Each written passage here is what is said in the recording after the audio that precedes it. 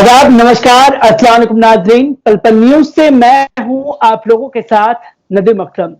रमजान का महीना गुजर चुका है। रमजान को लेकर के तमाम तरीके की एक सियासत हमने लोगों को करते हुए देखी। मौजूदा सरकारों ने इस पर अपनी राजनीति चमकाई और अब रमजान के गुजर जाने के बाद जो है सबसे बड़ा सवाल खड़ा होता है ईद की नमाज का। ईद की नमाज को लेकर के किस तरीके की लोग तैयारियां करेंगे, क्योंकि बड़े बड़े बयान तो जारी किए जा रहे हैं, असल में काम करते हुए कोई नजर नहीं आ रहा। जब काम की बात आती है तो एडवोकेट शाहिद अली लगातार तमाम मुद्दों पर बोलते हुए बेबाकी से नजर आते हैं। तो ईद की नमाज को लेकर के भी एडवोकेट शाहिद अली पूरी तरीके से सचेत हो चुके हैं कि ईद की जो नमाज है उसकी इजाजत लोगों को। तो सर, किस तरीके से देखते हैं ईद की नमाज को लेकर के? पॉलिटिक्स तो की जा रही है, जमीनी स्तर पर करके कोई काम नहीं कर रहा। देखिए, कोई काम नहीं कर रहा, हमें उस चीज से कोई मुराद नहीं है। हमने अपने आप को देखना है कि हमने काम करना है। हमने सीएम साहब को आज एक ईमेल लिखा है, ये ईमेल की कॉपी है, और जिसमें हमने इनसे ये दरख्वास्त की है कि दिल्ली में आप ईद की नमाज की परमिशन दीजिए। ऐसा ही ईमेल हम ऑनरेबल प्राइम मिनिस्टर साहब को भी लिख रहे हैं कि पूरे हिंदुस्तान में दीजिए परमिशन ईद की नमाज की। दरअसल ईद की नमाज को आप अगर गौर से जरा थोड़ा सा भी गौर करें, कोई भी आदमी जो भी जरा सा भी इस्लाम के बारे में जानता है, ईद की नमाज एक स्पेशल नमाज होती है जो कि कुछ मिनट में खत्म हो जाती है जी। और वो इन पांचों नमाज से एडिशनल होती है। ईद की नमाज जब आदमी पढ़ने जाता है तो ज्यादातर जो अपनी मैट होती है यानी जा नमाज वो अपने साथ लेके जाता है। और ईद की नमाज में फिजिकल डिस्टेंसिंग रखते हुए नमाज आदमी पढ़ता है, नमाज पढ़ के अपने घर आ जाता है। तो ईद की नमाज में सिर्फ 2 रकात नमाज होनी है, उसके बाद में खुतबा होना है। इतनी सी देर की बात है, और इतनी सी देर के लिए आदमी, जो इंसान नमाज पढ़ने जा रहा है, वो अपनी मैट को डिसइंफेक्ट करके ले जा सकता है, सैनिटाइज करके ले जा सकता है, और जहां पर जो आगे नमाज पढ़ रहा है वो उस एरिया को वो अपने सैनिटाइजर से सैनिटाइज कर सकता है। तो उसमें कोई मसले की बात नहीं है जरा से भी। और चूंकि नमाज में फिजिकल डिस्टेंसिंग होती ही है, उसमें और थोड़ी सी फिजिकल डिस्टेंसिंग की जा सकती है। तो दिल्ली में या हिंदुस्तान में पूरे में अगर बात करें हम, जब शराब की दुकानें खोली जा सकती हैं, और जब हमने देखा कि जब शराब की दुकानें खुली तो किस तरह से सोशल डिस्टेंसिंग की सबसे ज्यादा हत्या हुई, किस तरह से लोग एक दूसरे के ऊपर टूटे, और वो सुबह से शाम तक और कई दिन तक वो सिलसिला चलता रहा। अभी भी आप देखिए, जो लोग मजदूर हैं बेचारे, रात में हमारे आंसू भी हमारी नींद भी नहीं आ पा रही है, उनकी हालत देखकर उन सबको भी एक ही जगह जमा कर दिया गया है। वहां भी सोशल डिस्टेंसिंग कोई बात नहीं हो रही है। और जो तमाम बहुत सारी चीजें हैं, आपने दुकानें खोल दी, बसें खोल दी, बस के अंदर लोग बैठेंगे। कल सीएम साहब कह रहे थे कि बसों में 15 आदमी चलेंगे, और जिस जगह से कोई आदमी यात्री उतर के जाएगा तो बस ड्राइवर की जिम्मेदारी होगी कि उस जगह को डिसइंफेक्ट कर लें, यानी सैनिटाइज कर लें। तो ऐसा हम नमाज के दरमियान भी कर सकते हैं, जो एक स्पेशल नमाज है ईद की नमाज, जो साल में हमें सिर्फ 2 बार मैसर होती है, एक ईद उल फित्र में और एक ईद उल जुहा में। तो हम ये मांग कर रहे हैं कि हम वो सारी चीजें कर लेंगे, हम सैनिटाइज भी एरिया को कर लेंगे, और जो लोग हैं नमाज पढ़ने के लिए जाएंगे उनसे भी हमें पूरी उम्मीद है, उनसे दरख्वास्त भी करेंगे कि आप अपने मैट को सैनिटाइज करके लेके आइए, सोशल डिस्टेंसिंग को बना के रखिए, आप नमाज पढ़ने की परमिशन दीजिए। दरअसल कल जब सीएम साहब का बयान आया दिल्ली में, जब उन्होंने कहा कि हम बस खोल रहे हैं, हम ट्रेन खोल रहे हैं, हम टैक्सी खोल रहे हैं, हम दुकानें खोल रहे हैं, मार्केट खोल रहे हैं, सब कुछ खोल रहे हैं, तो ऐसे वक्त में एक 5 मिनट की नमाज के लिए परमिशन नहीं देना या नहीं उनको अपने आप में करना, मेरा ख्याल है ये उनके कम्युनल एजेंडा को दिखाता है। और इसमें हम कुछ भी गलत बात नहीं कर रहे। 5 से 10 मिनट 15 मिनट की नमाज, नमाज के बाद खुतबा और खत्म सब कुछ। तो खुदारा हमें इस नमाज की परमिशन दी जाए, और इसको जो बहाना बनाया जा रहा है इसको बहाना ना बनाया जाए। हम ऐसा कोई भी काम, देखिए सरकार ने कहा मस्जिदों में मत जाइए, हमने मस्जिद में जाना तर्क कर दिया। सरकार ने कहा तरावी मत पढ़िए, हमने तरावी पढ़नी तर्क कर दी। सरकार ने जो कहा हमने वो सब कुछ माना। हम सरकार से एक चीज मांग रहे हैं कि हमें ईद की नमाज की परमिशन दी जाए, और हम इस बात का एश्योरेंस दे रहे हैं कि हम तमाम जितनी भी चीजें हैं, चाहे वो फिजिकल डिस्टेंसिंग की चीजें हैं या सैनिटाइज करने की चीजें हैं, वो सब चीज इंशाल्लाह हम कर लेंगे। हालांकि ये सब काम भी सरकार की जिम्मेदारी है, लेकिन उन सब चीजों को हम कर लेंगे।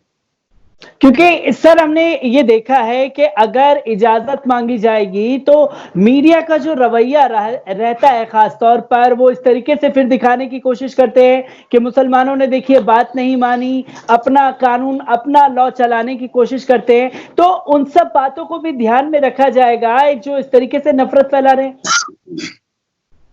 देखिए, हम डर कर जीने वालों में से नहीं है, हम जिंदा कौम है और जिंदा कौम कभी डरती नहीं है। ये मीडिया नहीं, चाहे ये पूरे किसी भी तरह की मीडिया आ जाए, ये मीडिया तो कुछ भी नहीं है। आलम इस्लाम तो यहूदी मीडिया को भी देख रहा है, आलम इस्लाम तो नसारा मीडिया को भी देख रहा है, उसको झेल रहा है। और ये मीडिया जो हमारी मीडिया है, जो कम्युनल मीडिया उनके झांसे में आ गई है, यहूदी और नसारा के, ये उनको भी देख रहा है। हम डरने वालों में से नहीं है। हम कानून की बात करते हैं, हम कानून के भीतर काम करने वाले लोग हैं, हम कानून को कभी हाथ में नहीं लेते हैं। और हमने आपके माध्यम से भी कितने बार कहा, कानून को अपने हाथ में मत लीजिए। लोगों ने माना, जब लोगों ने इनके खिलाफ कानूनी कार्रवाई की तो उस कम्युनल मीडिया को बहुत सारे लोगों को नानी याद आ गई जी। वो लोग अपने बिलों में दुबक के बैठ गए, वो इस्लाम की अच्छी अच्छी चीजें दिखा रही माशाल्लाह। तो हम यही कहते हैं, कानून को अपने हाथ में मत लीजिए। और हम भी अब भी ये कह रहे हैं कि हम नमाज पढ़ने अपने आप नहीं जा रहे, हम आपसे इजाजत मांग रहे हैं, परमिशन मांग रहे हैं। जब आप शराब की दुकानों को परमिशन दे सकते हो, जहां पर सोशल डिस्टेंसिंग की धज्जियां उड़ी, तो नमाज तो सिर्फ चंद मिनट की है, वहां सोशल डिस्टेंसिंग की धज्जियां नहीं उड़ेंगी, फिजिकल डिस्टेंसिंग धज्जियां नहीं उड़ेंगी।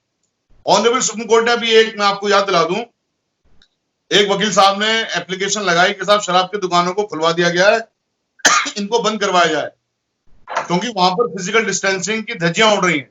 तो ऑनरेबल सुप्रीम कोर्ट ने कहा कि ये काम सरकार का है कि वो इंश्योर करे कि फिजिकल डिस्टेंसिंग बनी रहे, लेकिन शराब की दुकानों को हम बंद करने का ऑर्डर नहीं करेंगे जी। अब इस चीज को आप देखिए कि शराब की दुकानों को बंद करने का ऑर्डर सुप्रीम कोर्ट भी नहीं कर रही, और जब सोशल या फिजिकल डिस्टेंसिंग की धज्जियां उड़ी तो ऑनरेबल सुप्रीम कोर्ट ने कहा कि वो सरकार का काम है कि सरकार उसको मेंटेन करे। तो यहां पर हम चंद मिनट के लिए नमाज की परमिशन मांग रहे हैं, और साथ में हम ये करें कि हम यहाँ पर तमाम जिम्मेदारियां उठाने को तैयार हैं। हालांकि ये जिम्मेदारियां सब सरकार की हैं, क्योंकि ऑनरेबल सुप्रीम कोर्ट भी यही कहती है कि तमाम जिम्मेदारियां सरकार की है, सरकार अपनी जिम्मेदारियों को निभाते हुए, पालन करते हुए ईद की नमाज की परमिशन दे। लेकिन अगर वो इनके बिना भी देती है परमिशन, तो हम इन जिम्मेदारियों को रेस्पॉन्सिबिलिटी के साथ उठाने को तैयार हैं कि इंशाल्लाह हम सैनिटाइज भी करेंगे एरिया को, और जो जानमाज लोग लेके जाएंगे वो जानमाजें भी सैनिटाइज होंगी, और जहां पर नमाज पढ़ेंगे वो एरिया भी सैनिटाइज होगा। क्योंकि सर हमने देखा है कि दिल्ली सरकार जो है तमाम मुद्दों पर बढ़ चढ़ करके कदम भी उठाती है, तुरंत एक्शन लेती हुई नजर आती है। जो ये लेटर लिखा गया है, इसका कोई अभी तक जवाब दिल्ली सरकार की तरफ से आया? सर, किन मुद्दों पर दिल्ली सरकार एक्शन लेती नजर आती है मेरी समझ में तो नहीं आ रहा। मैंने 15 दिन पहले दिल्ली के इमामों को सैलरी देने के लिए लिखा था, एक पिटीशन लिखी थी, लाइव भी किया था, आपके माध्यम से भी चला था, लेकिन अभी तक उस पर सरकार ने कोई एक्शन नहीं लिया है। दिल्ली के तकरीबन 2800-2700 इमाम को सैलरी नहीं मिलना, 6 महीने सैलरी नहीं मिलना, ऐसे वक्त में जब खाने को मैसर नहीं किसी के पास, आप सैलरी रोक के बैठे हुए हो, जबकि वक्फ बोर्ड के पास पैसे हैं, वो पैसे हमारे पैसे हैं, वो पैसे हमारे जो बुजुर्गों ने वक्त की जमीनें छोड़ी उसी कमाई का पैसा है। अब उसी कमाई का पैसा भी मुसलमानों को नहीं दोगे। देखिए, मुसलमानों के अगेंस्ट अगर कोई एक्शन की बात है तो यस केजरीवाल साहब लेते हैं, लेकिन अगर किसी एक्शन से मुसलमानों को थोड़ा सा भी फायदा होता हो, हालांकि उस एक्शन से किसी हमारे हिंदू भाई को नुकसान नहीं है। वक्फ बोर्ड के पैसे अगर इमामों को मिले तो उसमें किसी हिंदू भाई का नुकसान नहीं है, वो पैसा से मुसलमानों का है, लेकिन वो नहीं करेंगे क्योंकि मुसलमानों को फायदा ना हो जाए। ईद की नमाज पढ़ने या ना पढ़ने से किसी हिंदू भाई में हमारे फर्क नहीं पड़ता, लेकिन वो नहीं करने जा रहे हैं। हमें उम्मीद है कि वो करेंगे इस बार, लेकिन हमें पूरा तरह से एक अंदेशा ये है कि नहीं करेंगे क्योंकि उनकी आदत नहीं है करने की मुसलमानों के फिर में कोई भी काम। सर, एक आखिरी 2 सवाल मैं आपसे लेना चाहूंगा, क्योंकि मुसलमानों की बात की जा रही है तो इंद्रेश कुमार हैं आरएसएस के, वो ये कहते हैं कि मुसलमानों ने जो अपने हज के लिए, ज़कात के लिए पैसा है वो पीएम केयर फंड में डाल देना चाहिए। और इसी के साथ साथ अगर बात की जाए जो नफरत फैलाने वाला चैनल है उसमें भी अब कोरोना की बात देखी जा रही है। हालांकि वो लगातार ये बताने की कोशिश करते रहे कि सिर्फ मरकज के लोगों ने फैलाया। अब 28 लोग खुद जी न्यूज के कोरोना पॉजिटिव पाए गए हैं। 5 मार्च 2020 को सुधीर चौधरी साहब दुबई से आते हैं एक इंटरनेशनल कॉन्क्लेव अटेंड करके, जबकि वहां पर दुबई में कोरोना वायरस का असर बहुत ज्यादा था उस वक्त 5 मार्च को। लेकिन 5 मार्च को आने के बाद ना तो वो अपनी जांच करवाते हैं, ना वो क्वारंटाइन में जाते हैं, सीधे सीधे आके उन्होंने ऑफिस ज्वाइन कर लिया और अपनी ड्यूटी शुरू कर दी। तो क्या उन्होंने कोरोना वायरस दुबई से लाके फैलाया? और अब 28-29 लोग वहां पर कोरोना वायरस पॉजिटिव हैं और लगातार रिपोर्टिंग भी कर रहे थे। तो भीड़ भाड़ के इलाके वहां भी जा रहे थे, जो मजदूर फंसे हुए हैं उनको भी कवर करने के लिए गए। अब इनके जो कोरोना वायरस पॉजिटिव लोग थे, उन्होंने वहां कितने लोगों को कोरोना फैलाया होगा, और फिर जो मजदूर अपने अपने घरों पर जाएंगे कितने लोगों को फैलाएंगे। तो ये पूरी चैन बना दी गई, फिर भी इस चैनल को अभी तक बंद नहीं किया गया। ये देखिए, यहाँ पर 2 तरह की चीजें जब चलती हैं तो गुस्सा आता है। उसमें 2 तरह की चीजें नहीं होनी चाहिए। तबलीगी जमात को आपने FIR करवा दी, आपने उसके लिए इन्वेस्टिगेशन कर रहे हो, आपने मुलजिम बना दिया, आपने पूरे देश को बांटने का काम कर दिया आपने। इन्वेस्टिगेशन हो गया, इंशाल्लाह पाक साफ आएंगे। आप जी न्यूज के खिलाफ भी FIR करिए, सुधीर चौधरी के रोल की भी जांच कीजिए। 5 मार्च को आए थे वहां से, मैं जिम्मेदारी के साथ कह रहा हूं, दुबई से, क्या उन्होंने अपना वो करवाया? ना उन्होंने कोरोना वायरस टेस्ट करवाया, ना वो क्वारंटाइन में गए, आगे ऑफिस उन्होंने एज्यूम कर लिया।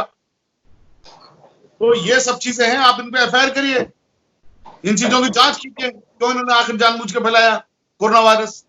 और जहां तक ज़कात के पैसे की बात है, ज़कात का पैसा खर्च होता है हमेशा ही खरीदने के लिए, उसमें कोई धर्म के उस आधार पर नहीं होता है। ज़कात का पैसा खर्च होता है जो भी जरूरतमंद है उसके लिए। तो उसका कुछ पैसा अगर PM केयर फंड में भी चला जाए तो कोई दिक्कत की बात नहीं है। हम इंद्रेश के उसमें नहीं आ रहे कि इंद्रेश ने कहा इसमें करेंगे, ऐसा नहीं है।